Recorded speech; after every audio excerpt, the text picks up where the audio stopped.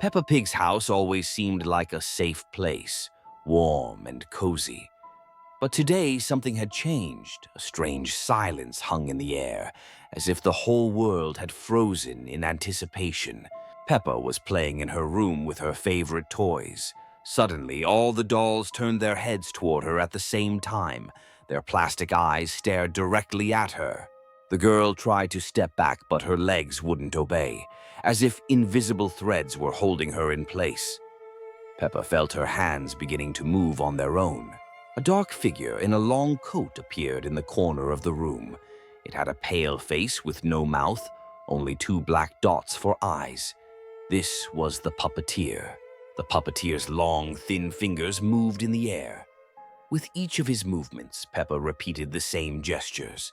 She no longer controlled her own body. George entered the room holding his dinosaur. The puppeteer turned to him and extended his second hand.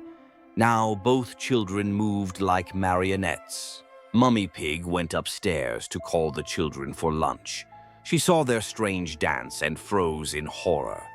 The children moved in perfect synchronization, like wind-up toys.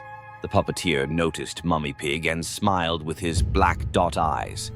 A third invisible thread reached out to her. Now the whole family danced his eerie dance. Daddy Pig returned from work and found an empty house. Only strange music came from the children's room. The melody sounded like a music box, but very slow and ominous. Going upstairs, Daddy Pig saw his family.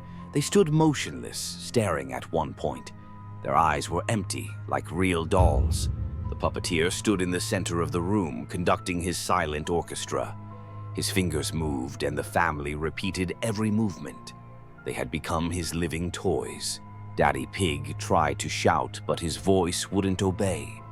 An invisible thread was already reaching for him. His hands began to rise against his will. Neighbors noticed that Peppa's family hadn't left the house for several days. The windows were closed, but sometimes strange shadows flickered in them, moving in unison. Mr. Bull decided to check if everything was all right. He knocked on the door, but no one answered. Only the quiet music of a music box came from inside. Looking through the window, he saw the whole family standing in the living room.